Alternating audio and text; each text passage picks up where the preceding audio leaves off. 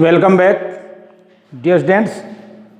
Theory video के साथ में पिछले वीडियो में हमने निषेचन की डेफिनेशन के बारे में बताया था। अब जीवों में निषेचन की कौन कौन सी आवश्यकताएं होती हैं, ध्यान देना। जीवों में निषेचन की कौन कौन सी आवश्यकताएं होती हैं, तो डाली हेडिंग निषेचन की आवश्यकताएं। निषेचन की आवश्यकताएं कि निषेचन होने के लिए किन किन कंडीशंस या शर्तों की आवश्यकता होती है। पहली है तो देखो, निषेचन के लिए तरल माध्यम की आवश्यकता होती है। पहली है निषेचन के लिए तरल माध्यम, निषेचन के लिए तरल माध्यम की आवश्यकता होती है। अर्थात निषेचन होने के लिए तरल माध्यम आवश्यक होना चाहिए। तरल माध्यम की आवश्यकता होती है, आवश्यकता होती है, ध्यान देना। अर्थात निषेचन संपन्न होने के लिए तरल माध्यम का होना बहुत ही आवश्यक है। अब देखिएगा ध्यान से कि निषेचन के लिए युग्मकों का परिपक्व होना भी आवश्यक है। यदि अपरिपक्व युग्मक होंगे तो निषेचन क्रिया संभव नहीं है। दूसरी कंडीशन क्या है कि निषेचन के लिए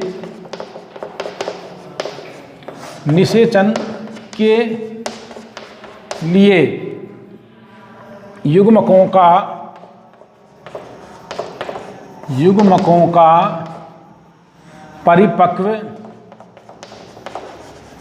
परिपक्व होना आवश्यक है, आवश्यक है। निषेचन के लिए युग्मकों का परिपक्व होना आवश्यक है,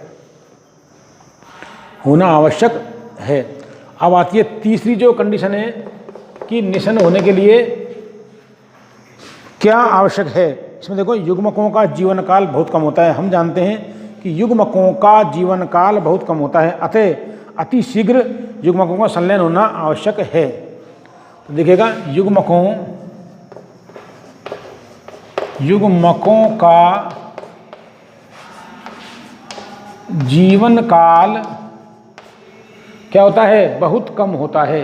युग्मकों का जीवन काल बहुत कम होता है, बहुत कम होता है, अतः शीघ्र ही, अतः अति शीघ्र ही, अति शीघ्र ही, अतः अति शीघ्र ही युग्मकों का संलयन, अतः अति शीघ्र ही युग्मकों का संलयन होना आवश्यक है। युग्मकों का संलयन होना आवश्यक है, संलयन होना आवश्यक है, अन्यथा निषेचन संपन्न नहीं होगा। अब देखिएगा, निषेचन की सुनिश्चितता, निषेचन की सुनिश्चितता के लिए नर युग्मकों का मादा युग्मकों की तुलना में अधिक संख्या में होना आवश्यक है। क्योंकि मादा युग्मक कम संख्या में उत्पन्न होते हैं, जबकि नर युग्मक अधिक संख्या में होने चाहिए, ध्यान देना। तो चौथी जो कंडीशन है, शर्त है आवश्यकता के लिए, तो इसमें क्या है कि निषेचन की सुनिश्चितता के लिए, निषेचन की सुनिश्चितता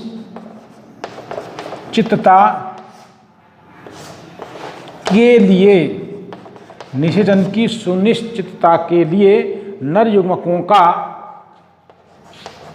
मादा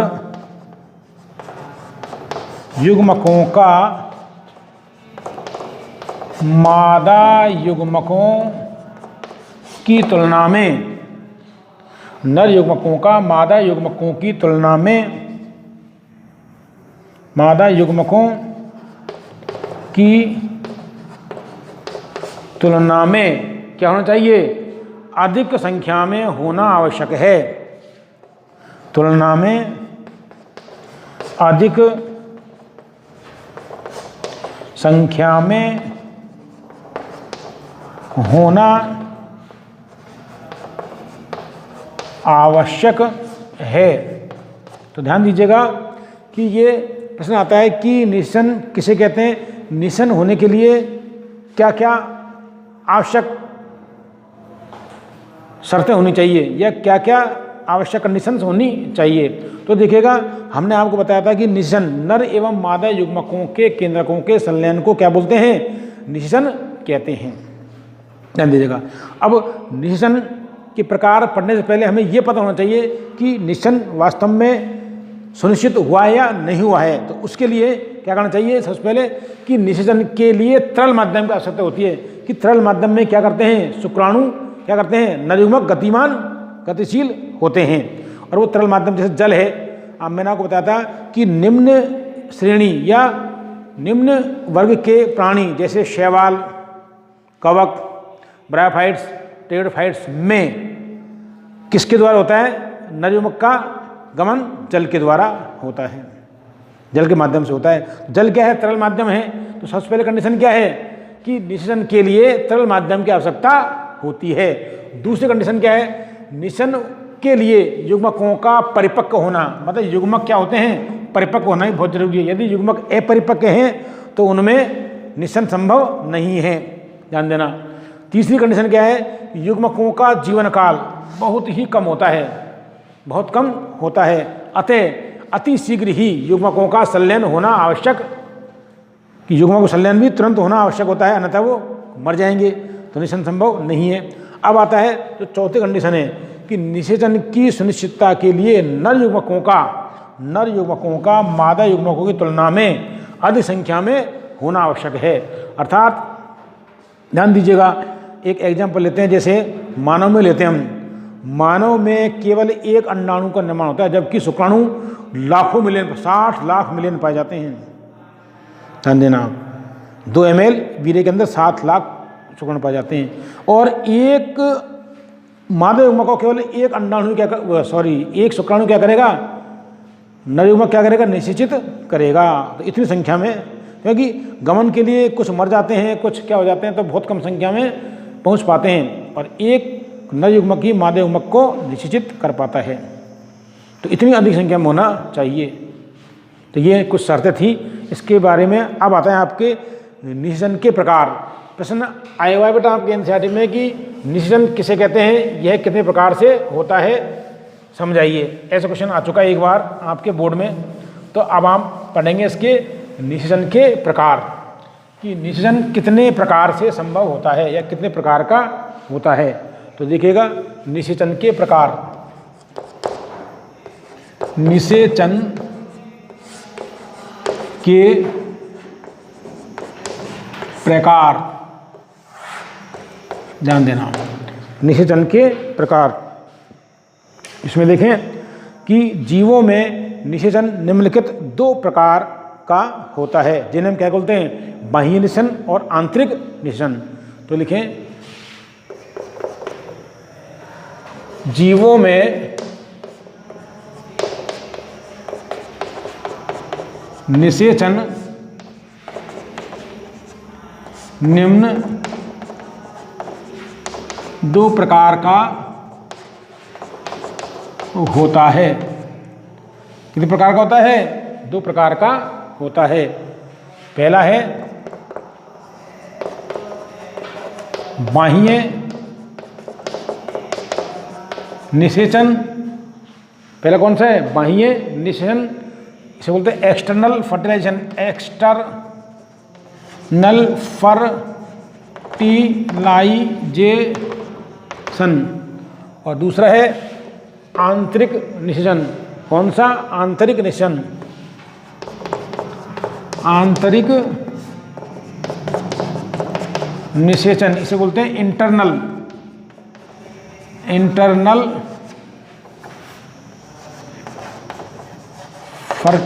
फर्टिलाइजेशन, इंटरनल फर्टिलाइजेशन। तो जीवों में निषेचन निम्न दो प्रकार का होता है, बाह्य निषेचन एक्सटर्नल फर्टिलाइजेशन और दूसरा है आंतरिक निषेचन, इसे बोलते हैं हम इंटरनल फर्टिलाइजेशन। अब हम एक एक को बारी बारी से अध्ययन करेंगे। तो डालिए आप हेडिंग बाह्य निषेचन एक्सटर्नल फर्टिलाइजेशन। बाह्य निषेचन पहला है बाह्य निषेचन एक्सटर्नल फर्टिलाइजेशन। ध्यान देना, एक्सटर्नल फर्टिलाइजेशन। तो देखिएगा क्या होता है ये, जब नर एवं मादा युग्मकों का संलयन या संयोजन जीव के शरीर के बाहर या जनक के शरीर के बाहर जलीय माध्यम में होता है। कौन से माध्यम में? जीव के शरीर के बाहर जलीय माध्यम में होता है, तो उसे क्या बोलेंगे हम? बाह्य निषेचन कहते हैं। तो देखिएगा इसमें परिभाषा लिखें। तो ये बाह्य निषेचन कौन से जीवों पर जाता है? शैवाल है और अस्थिल मछलियाँ हैं, बोनीफिशेज और मेंढक आदि में पाया जाता है। मेंढक में भी क्या होता है? बाह्य निषेचन होता है, ध्यान रखना। तो देखिए ध्यान से, इसमें परिभाषा देखें आप। जब नर एवं मादा युग्मकों के संलयन की प्रक्रिया,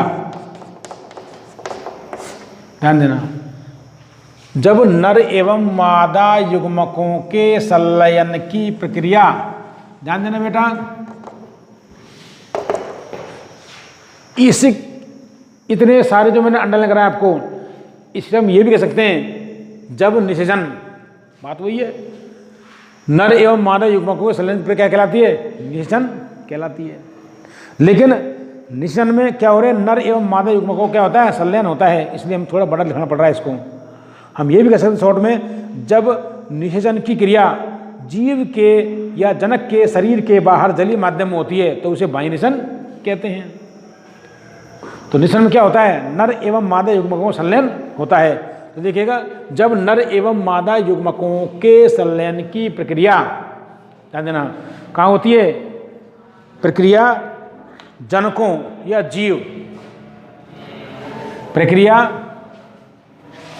जनकों, दो जनक होते हैं, नर और मादा, जनकों या जीव के शरीर के बाहर जलीय माध्यम, कौन से माध्यम में? कंडीशन क्या है? जल तरल माध्यम में, जलीय माध्यम में होती है तो उसे बाह्य निषेचन कहते हैं। होती है तो उसे बाह्य निषेचन कहते हैं। जीव या जनक के शरीर के बाहर जलीय माध्यम में होती है तो उसे बाह्य निषेचन कहते हैं। एग्जाम्पल देखें, शैवाल और अस्थिल मछलियाँ। कौन सी मछलियाँ? अस्थिल मछलियाँ, बोनीफिशेज।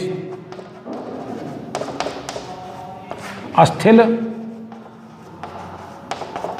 मछलियाँ, हम इन्हें ये भी कह सकते हैं बोनीफिशेज, बोनीफिश,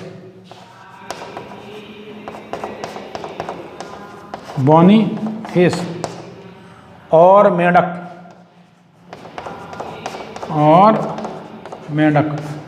आदि। एग्जाम्पल बहुत जरूरी है, ध्यान देना, एग्जाम्पल बहुत जरूरी है। अब आप देखिएगा, अब आता है आपके कमी क्या है, बाह्य निषेचन की क्या कमी है। तो देखो बहुत इंपॉर्टेंट है, ये पूछ जाते कमी, बाह्य निषेचन की कमी। बाह्य निषेचन की कमी, ये परीक्षा में पूछी जाती है प्रश्न बना करके। बाह्य निषेचन की कमी क्या होता है, ध्यान रखना कि बाह्य निषेचन के द्वारा अधिक संख्या में संतान उत्पत्ति होती है। क्या होती है? अधिक संख्या में संतान उत्पत्ति होती है, किंतु इनकी संतानें शिकारियों के शिकार होने की नाजुक स्थिति से गुजरती हैं। किंतु इनकी संतान क्या होती है? शिकारियों के शिकार होने की नाजुक स्थिति से गुजरती हैं, अर्थात इनको ऐसी स्थिति से गुजरना पड़ता है ताकि इनका शिकार हो सके, और वयस्क होने तक उनकी उत्तरजीविता क्या हो जाती है? जोखिमपूर्ण होती है। अब आप देखिएगा, यहीं देख लीजिएगा, जैसे मान लीजिए मेंढक है, मेंढक जल के किनारे या जल में अंडे देता है, तो मेंढक के अंडों को कई प्रकार के जलीय प्राणी खा जाते हैं तो वो नष्ट हो जाते हैं। उसी प्रकार जैसे क्रोकोडाइल है, क्रोकोडाइल मगरमच्छ जो होता है, ये कहाँ देता है अंडे? नम भूमि में, और जब अंडे विकसित होते हैं तो कहाँ आते हैं? ये बाहर, ये हालांकि इनमें आंतरिक निषेचन के अंडे बाहर देते हैं ये, तो इनको जोखिमपूर्ण स्थिति गुजरना पड़ता है। अत्यधिक संख्या में देते हैं अंडे ये जीव बनने के लिए, उनमें से कुछ ही रह पाते हैं। सांप को देख लीजिएगा आप, जबकि सांप में क्या होता है? आंतरिक निषेचन होता है, लेकिन फिर भी कितने जीवित तो रह पाते हैं। कहते हैं कि सांप 1 से 100 से लेकर के अधिक अंडे दे देता है, तो 2-4 जीव रह पाते हैं। तो देख लीजिए कई स्थिति है। मतलब तो हम बात कर रहे हैं बाह्य निषेचन की, तो कमी मेन कमी क्या है इसकी? बाह्य निषेचन की कि इसके द्वारा जो अत्यधिक संख्या में संतान उत्पत्ति होती है, किंतु इनकी संतानों को शिकारियों के शिकार होने की नाजुक स्थिति से गुजरना पड़ता है, और वयस्क होने तक इनकी उत्तरजीविता क्या जाती है? जोखिमपूर्ण होती है। ये कमी है इसकी। तो इसमें देखिएगा, बाह्य निषेचन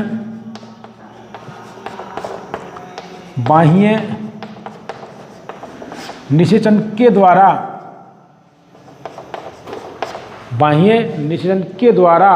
अत्यधिक संख्या में संतान उत्पत्ति होती है। अत्यधिक संख्या में संतानोत्पत्ति, अत्यधिक संख्या में संतानोत्पत्ति होती है। मतलब अधिक संख्या में क्या होते हैं? छोटे जीव बनते हैं, मतलब संतति जीव बनते हैं, किंतु आगे क्या होता है? किंतु इनकी संतानें, कंडीशन क्या है? किंतु इनकी संतानों को शिकारियों के शिकार होने की नाजुक स्थिति से गुजरना पड़ता है।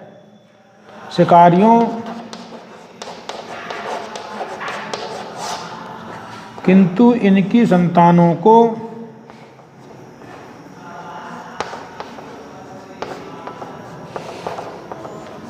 शिकारियों के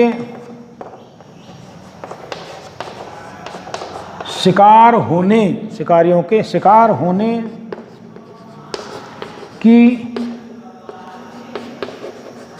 नाजुक स्थिति से गुजरना पड़ता है।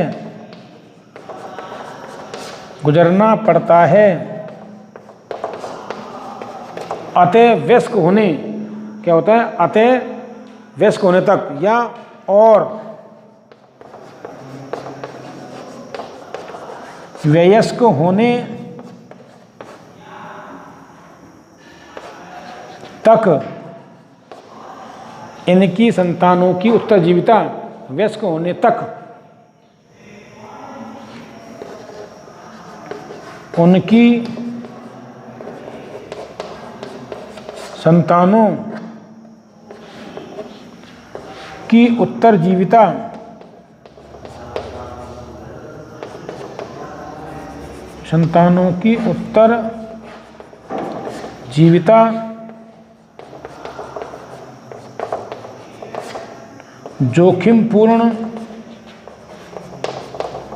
होती है, मतलब कष्टदायक होती है, जोखिमपूर्ण होती है।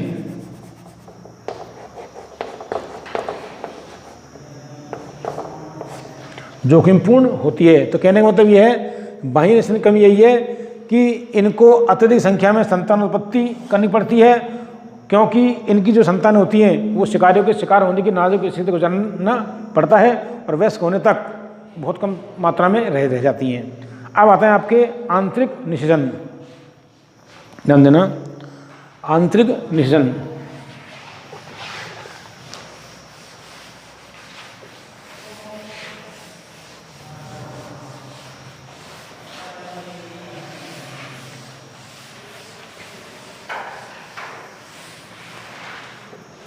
इसमें से एक प्रश्न बनता है कि बाह्य निषेचन करने वाले जीवों की संतानों का जीवन काल जोखिमपूर्ण होता है, क्यों? ऐसे कारण पूछा था प्रश्न के रूप में। क्योंकि इनकी शिकारियों की नाजुक स्थिति गुजरना पड़ता है इनको, इसलिए वयस्क होने तक ये बहुत कम मात्रा में रह जाती हैं। अब आता है आंतरिक निषेचन। दूसरा है आंतरिक निषेचन। बाह्य निषेचन हो चुका है, दूसरा है आंतरिक निषेचन। आंतरिक निषेचन, इंटरनल फर्टिलाइजेशन, इंटरनल फर्टिलाइजेशन।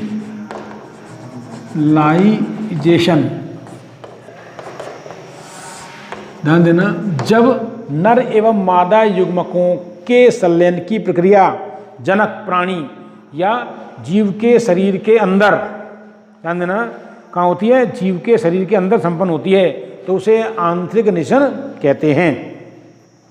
जैसे स्थलीय जीव, ब्रायोफाइट्स, टेरिडोफाइट्स, जिम्नोस्पर्म, एंजियोस्पर्म, सरीसृप, पक्षी, स्तनधारी और मानव आदि, इनमें क्या होता है? आंतरिक निषेचन होता है।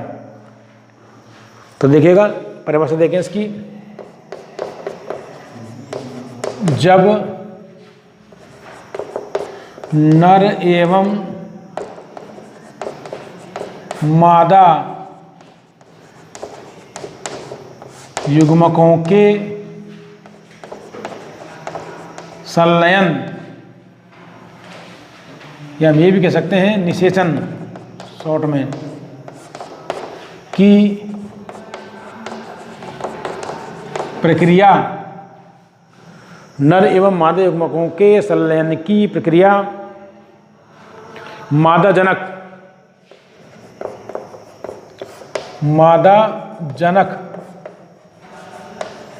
या जीव, कौन सा जीव? मादा जीव, मादा जनक या मादा जीव के शरीर के अंदर संपन्न होती है। कहाँ होती है? मादा जनक या मादा जीव के शरीर के अंदर संपन्न होती है, तो उसे क्या कहते हैं? आंतरिक निषेचन कहते हैं। तो उसे आंतरिक निषेचन कहते हैं। कहाँ संपन्न होने क्रिया? जब नर एवं मादा युग्मकों के संलयन की प्रक्रिया, मतलब जब निषेचन की प्रक्रिया मादा जनक या मादा जीव के शरीर के अंदर संपन्न होती है, तो उसे आंतरिक निषेचन कहते हैं। एग्जाम्पल देखें आप। स्थलीय कीट्स या कवक, ध्यान देना, इसमें देखो आप, एग्जाम्पल में देखें आप लोग। स्थलीय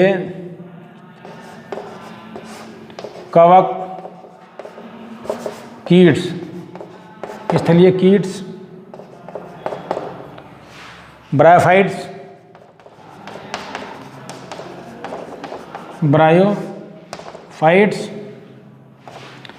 pteridophytes,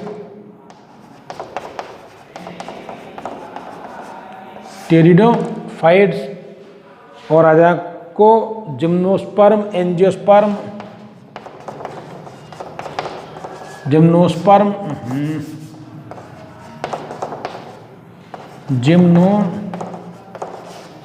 gymnosperm comma angiosperm, angiosperm. अब जंतु में आइए, एंजियोस्पर्म। अब आता है सरीसृप पक्षी स्तनधारी, सरीसृप पक्षी स्तनधारी, स्तनधारी और मानवादी, स्तनधारी और मानव आदि। इनमें क्या होता है? आंतरिक निषेचन होता है। कौन कौन से स्थलीय कीट्स हैं? बहुत सारे होते हैं। ब्रायोफाइट्स हैं, टेरिडोफाइट्स हैं, जिम्नोस्पर्म हैं, एंजियोस्पर्म हैं, सरीसृप पक्षी स्तनधारी और मानव आदि। इनमें क्या होता है? आंतरिक निषेचन होता है। अब ध्यान देना, उच्च विकसित जीवों में, जो ये सारे उच्च विकसित जीव हैं, मानव, स्तनधारी और ये जिम्नोस्पर्म, एंजियोस्पर्म, उच्च विकसित जीवों में मादा युग्मक जो होता है अंडाणु का निर्माण मादा शरीर के अंदर होता है। कहाँ होता है? मादा के शरीर के अंदर होता है। इसलिए आंतरिक निषेचन क्या होता है? इसलिए आंतरिक निषेचन प्रदर्शित करने वाले जीवों में नर युग्मक क्या होते हैं? चल होते हैं, और इनको मादा युग्मक अचल तक जाना पड़ता है। तो देखिएगा ध्यान से, आगे का जो पॉइंट है वो देखें कि उच्च विकसित जीवों में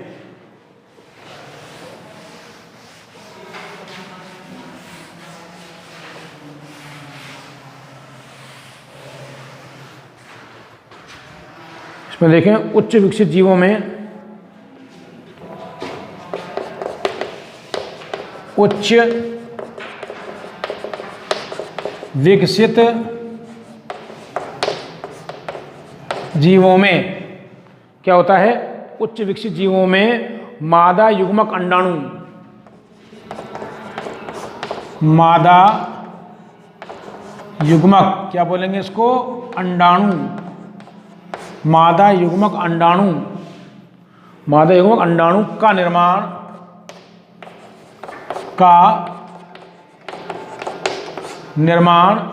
कहाँ होता है? मादा के शरीर के अंदर, मादा के शरीर के अंदर, मादा के शरीर के अंदर होता है,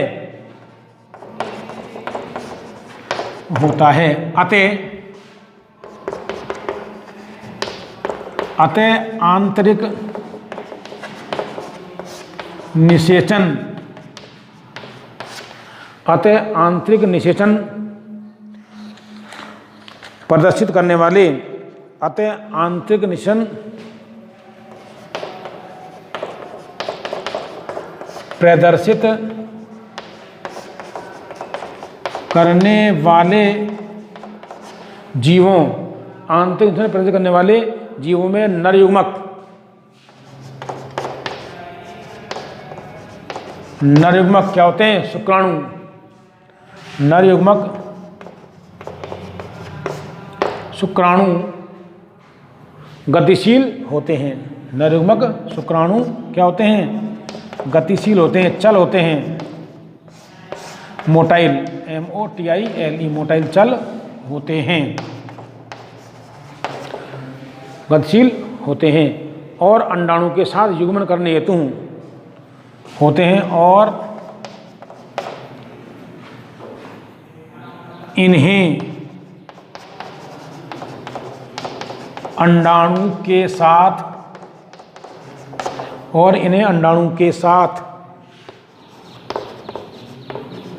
युग्मन करने हेतु, मतलब मिलने हेतु, युग्मन करने हेतु अंड तक पहुंचना होता है, अंड तक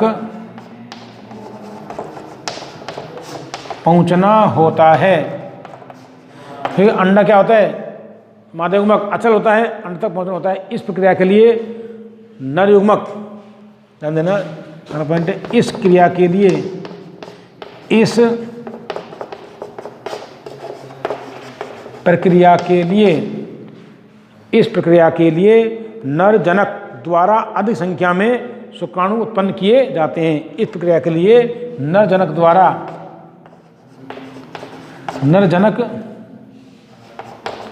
द्वारा अत्यधिक या अधिक क्या करते हैं, अधिक संख्या में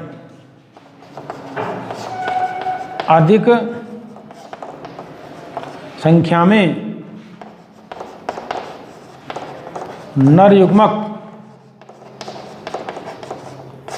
शुक्राणु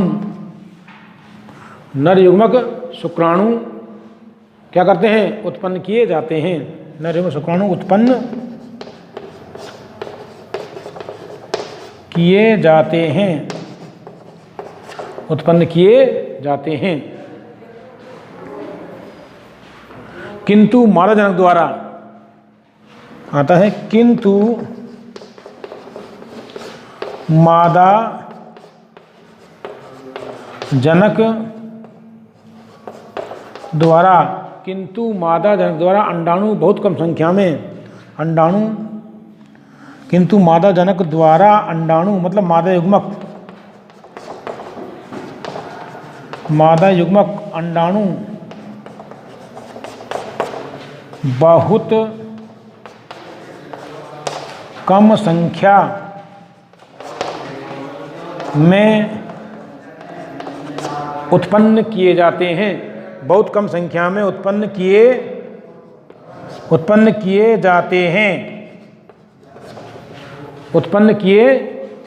जाते हैं।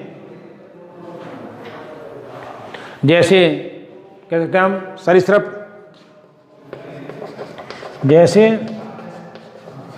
सरीसृप, पक्षी और स्तनधारी